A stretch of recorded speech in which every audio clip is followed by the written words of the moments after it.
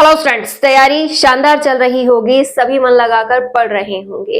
इन दिनों आपका एक कॉमन क्वेश्चन सामने आ रहा है कि मैम हम करंट अफेयर को कितना पढ़ें, कहाँ से पढ़ें और इसे कैसे मैनेज करें, क्योंकि हमारे पास अदर सब्जेक्ट्स बहुत सारे हैं, हमें अदर मटेरियल भी बहुत सारा पढ़ना है, साथ में करंट अफेयर का भी हमें तैयार करना है ताकि हम एग्जाम को बहुत अच्छे से फाइट कर सके। स्टूडेंट्स, करंट अफेयर हमें जरूर पढ़ना चाहिए, इससे हमारे क्वेश्चंस बहुत अच्छे से हम अटेंड कर पाएंगे। साथ ही एग्जाम में आपको अगर आगे आना है तो ये आपकी यहाँ मदद करने वाला है। तो कैसे हम करंट अफेयर को तैयार कर सकते हैं स्टूडेंट्स, एक सबसे बड़ा फैक्ट जो हमें माइंड में सेट करना है कि अगर हम L1 के स्टूडेंट हैं या L2 के स्टूडेंट हैं तो हम सभी को जो करंट अफेयर है वो इक्वली पढ़ना है। इसमें कोई भी फर्क नहीं है कि इसके कम आएगा या फिर इसके ज्यादा आएगा। दूसरा, हमें राजस्थान का करंट अफेयर पढ़ना है कि ऐसी कोई भी बात या ऐसा कोई भी पॉइंट जो राजस्थान से जुड़ा हो उसे हमें मिस नहीं करना है, कि राजस्थान करंट अफेयर पे हमें पकड़ बनानी है। अब अगर हम सिलेबस की बात करते हैं कि रीट मेंस का सिलेबस है, उसकी हम बात करें तो वहां पर करंट अफेयर से रिलेटेड बिंदु डाले गए हैं, ठीक है, जिसे देखकर हमें लगता है भाई इसमें क्या क्या पढ़ना है, कैसे हम इसे मैनेज करें ताकि हम बहुत अच्छा करंट अफेयर उसमें कवर कर लें। एक पॉइंट की मैं बात करूं, राजस्थान की समसामयिकी घटनाएं, एक लाइन मात्र है लेकिन ये अपने आप में एक बहुत बड़ा टॉपिक है जो एक तरीके से कहा जाए तो करंट अफेयर का बहुत बड़ा हिस्सा यहाँ कवर करता है। जैसे आपने देखा कि राजस्थान के समसामयिकी घटनाएं, तो यहाँ पर आपको आर्थिक व राजनीतिक दोनों क्षेत्र कवर करने हैं।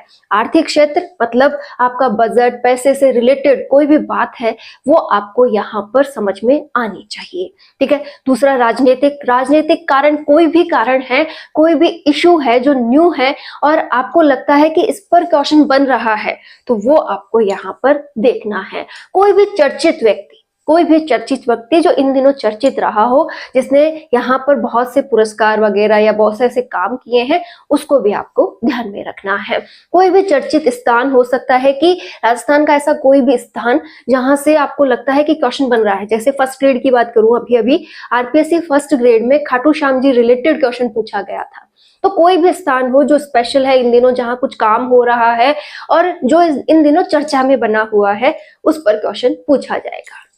इसी के साथ आप यहाँ देख सकते हैं खेल से रिलेटेड क्वेश्चन, तो आपको भी पता है कि हर एक एग्जाम का हिस्सा रहते हैं, तो आपको इससे रिलेटेड तो कुछ चूक होनी ही नहीं चाहिए।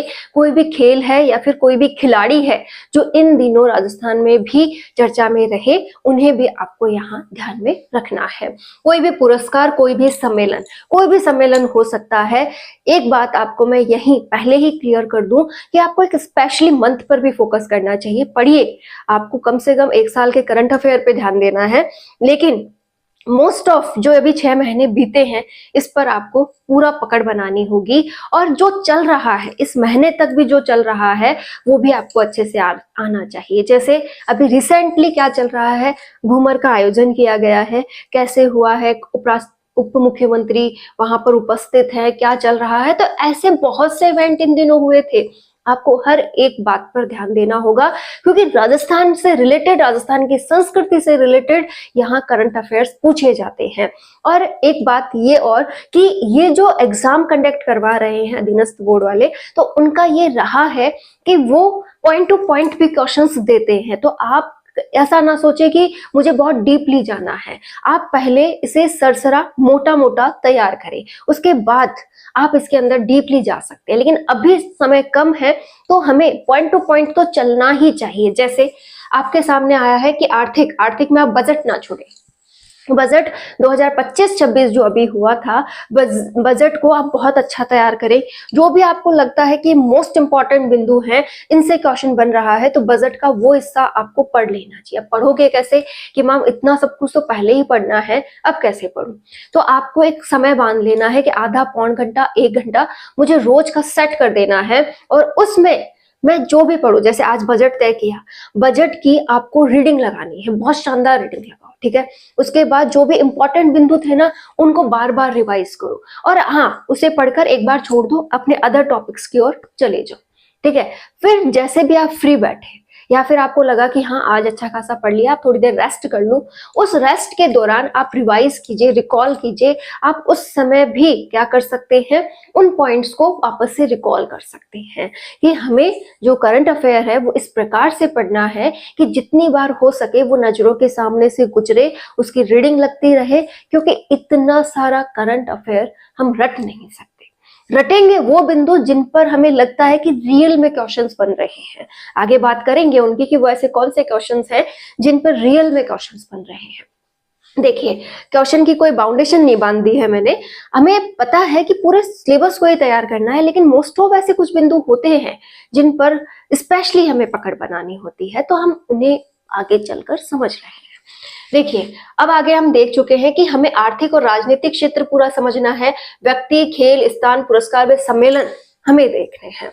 अब अभिनव विकास योजनाएं, वह योजनाएं जो केंद्र चलाए और केंद्र से वो हमारे राज्यों में लागू होती है, ऐसी योजनाओं पर भी हमें ध्यान देना है। जैसे इस समय हमारा सड़कों का काम जो है वो बहुत अच्छा चल रहा है, बहुत जगह फ्लाईओवर्स बनाए जा रहे हैं और बहुत अच्छे से सड़कों का विकास हो रहा है, और भी कई क्षेत्र हैं जहां विकास हो रहे हैं। तो आप वो विकास कार्यक्रमों पर नजर बनाएं और उन्हें अच्छे से पढ़ लें। इसी के साथ केंद्र व राज्य की विद्यार्थी कल्याणकारी योजनाएं, देखिए हम अध्यापक बनने वाले हैं, ठीक है, मैं अध्यापक हूं और आप अध्यापक बनने वाले हैं, तो अध्यापक बनने के लिए हमें क्या करना है, विद्यालय समझ में आना चाहिए, विद्यार्थियों का जो है कि हाँ मैं विद्यार्थियों में कैसे इंप्रूव कर सकते हैं, सरकार कैसे इंप्रूव कर रही है, वो सारी बातें हमें पता होनी चाहिए कि कौन कौन सी योजनाएं स्कूल के लिए चलाई गई हैं, कौन कौन सी योजनाएं जो हैं वो विद्यार्थियों के लिए चलाई गई है, इस पर हमें ध्यान देना है। इसी के साथ देखिए, आपको एक और जन कल्याणकारी योजनाएं पढ़नी है और फ्लैगशिप योजनाएं पढ़नी है। कुल मिलाकर पूरे इसमें योजनाओं से बात की गई है। अब योजनाएं ऐसे सुनने में तो लग रहा है कि पूरा जो करंट अफेयर है वो योजनाओं पे डिपेंड कर रहा है, कर भी रहा है। अब इतनी योजनाएं कैसे तैयार होंगी? आपको कोई भी एक स्पेसिफिक बुक लेनी है, आप किसी भी पब्लिकेशन की ले लीजिए, चाहे नानक क्लासेस की ले लीजिए, चाहे आप शिखवाल की ले लीजिए, चाहे अवनी की ले लीजिए, आप किसी की भी ले सकते हैं, लेकिन स्पेशली मैं रीट मेंस के लिए बात करूं तो आप नानक की ले लीजिए, अच्छी आती है, ठीक है। नानक क्लासेस की अगर आप ये लेते हैं तो वहां पर आपको योजनाएं दी गई है, ठीक है। उन योजनाओं को आप सिक्वेंस वाइज समझते हुए, कनेक्ट करते हुए तैयार कीजिए। जैसे आपको कुछ भी योजना मिली, लाडू योजना मिली, चाहे कुछ भी योजना आपको पढ़ने में मिल रही है वहां पर, ठीक है, उस योजना को आप रिलेट कीजिए, शब्दों से जोड़ तोड़ कर अपने लिए शॉर्ट ट्रिक्स बनाकर उन्हें अभी से तैयार करना स्टार्ट कीजिए। योजनाएं ज्यादा से ज्यादा हमें यहाँ पर 50 से 55 या 60 समथिंग मिल जाएंगी। अब इतनी योजनाओं को आप एक दिन में तो तैयार कर नहीं सकते। इसका कारण क्या है कि हमें वो योजनाएं याद नहीं रहेगी या फिर एक दूसरे में मिक्स हो जाएंगी। तो हमें क्या करना है, रीडिंग लगानी है। 2-3 दिन तो आप उनकी रीडिंग मात्र लगाओ, ठीक है। एक जगह है आप उन्हें लिखा हुआ है या फिर बुक्स में से आप उसे पढ़ रहे हो, एक जगह से उन्हें आप रोज रीडिंग लगाना स्टार्ट करो। 5-6 दिन अगर आप उन्हें रीडिंग्स लगाएंगे तो वो क्या होंगी, आपको ध्यान में आने लगेगी। अब आप पर्टिकुलर्स को क्या कीजिए, रिलेट करके तैयार कीजिए और उन्हें धीरे धीरे करके अपने माइंड में सेट करना स्टार्ट कीजिए। रटने का तो मैंने अभी भी नहीं बोला, आपको केवल कई बार उनकी रीडिंग्स लगानी है। कंफर्म है योजनाओं से क्वेश्चन आएंगे, चाहे फ्लैगशिप योजना हो, चाहे जन कल्याणकारी योजना हो, चाहे विद्यार्थियों के हित में योजना हो, चाहे कोई भी योजना हो, योजनाएं हमें तैयार करनी है और वो लास्ट टाइम होगी नहीं। आज ही से उसकी रीडिंग स्टार्ट करनी है, बार बार उसे रीड करना है जब भी समय मिले। पूरे दिन में टाइम बांधो कि इस समय तो मुझे निकालना ही है और इसे इस जगह देना है। कुछ दिनों तक अगर आप योजनाओं की एक रीडिंग भी लगाएंगे तो वो योजनाएं आपके जुबान पे आने लगेंगी और आपको क्वेश्चन देखते ही उसका जवाब आएगा। तो बजट और योजनाएं आज ही से उनकी रीडिंग स्टार्ट करो, थोड़ी थोड़ी करते हुए 10-15 दिनों में वो आपके जुबान पे चढ़ जाएंगी और लास्ट टाइम जो 15 दिन और हैं उनमें आप थोड़ा थोड़ा उन्हें रिलेट करके अपने माइंड में सेट करना स्टार्ट कर दो। रटने की कोशिश बिल्कुल मत करना, क्योंकि रटने के लिए आपके पास अदर मटेरियल बहुत सारा है। क्लियर हो गया? इसके बाद एक स्कूल रिलेटेड कोई भी योजना हो ना, उस पर फोकस कर लेना कि हाँ ये स्कूल से रिलेटेड है। छात्रवृत्ति रिलेटेड योजना हो उस पर भी फोकस करना। विद्यार्थी रिलेटेड कोई और हित में योजना नई आई है, रिसेंटली उस पर काम हो रहा है, उस पर भी पूरा फोकस कीजिएगा। और इसके अलावा जो हमारे अदर क्वेश्चंस बचते हैं कि योजनाएं हो गए, बजट हो गया, तो और क्या है इंपॉर्टेंट, यहाँ पर आप उद्योग रिलेटेड, खनिज रिलेटेड और खेल खिलाड़ी रिलेटेड ये क्वेश्चंस भी देखें। अब 10 क्वेश्चंस के खेल में आपको पढ़ना बहुत सारा है, तो इसका मतलब ये नहीं कि मैं आपसे कह दूं कि मात्र 10 अंकों के पीछे भागो और इधर से सब कुछ छोड़ दो, ऐसा तो नहीं हो सकता। तो आपको सब कुछ मैनेज करना है, आपको ये ध्यान में रखना है कि मेरे लिए मेरा सब्जेक्ट इंपॉर्टेंट है, शैक्षिक परिदृश्य, साइकोलॉजी, मुझे सब पे ध्यान देना है।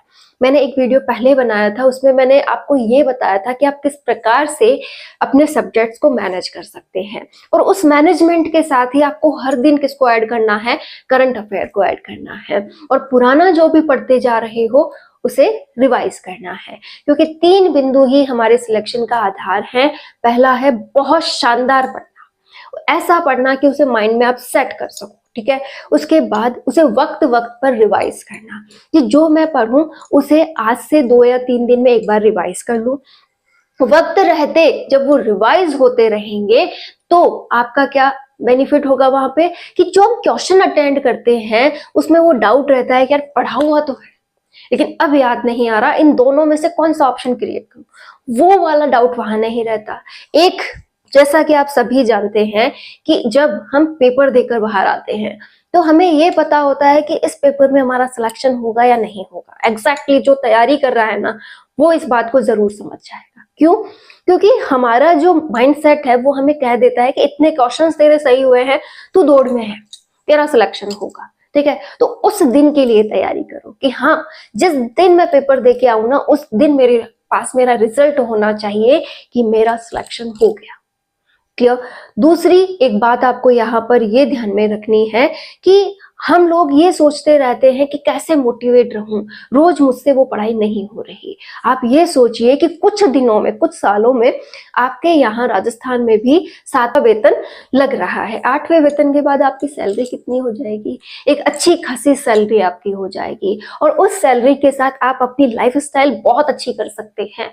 तो क्यों ना इस थोड़े से दिनों के लिए सब कुछ भूला जाए, जो भी ऐशो आराम के समान है, जैसे फोन चलाना, सोना, आलस करना, वो सब कुछ क्यों ना छोड़ा जाए। क्यों ना इस 1 महीने में वो किया जाए जो हमने अब तक नहीं किया। तो दमखम दिखा दीजिए, 1 महीने में आपको जितना बेनिफिट लेना है ना वो ले लीजिए, और ये 1 सवा महीना आपकी बहुत अच्छी तैयारी अगर हो गई तो सिलेक्शन लेने से आपको कोई भी यहाँ पर रोक नहीं सकता। क्योंकि यहाँ आकर हर कोई हथियार डाल देता है कि नहीं, अब मेरे से नहीं होगा, लोग कितनी कितनी तैयारी कर रहे हैं, मेरा कैसे होगा। और यहाँ पर वो लोग बाजी मार जाएंगे जिनका बिल्कुल भी तैयार नहीं था और वो अब तैयारी में लगे हैं। तो कैसी भी कंडीशन हो, आप बस पॉजिटिव सोच के साथ आगे बढ़ जाओ, आपका सिलेक्शन हो सकता है। All the best.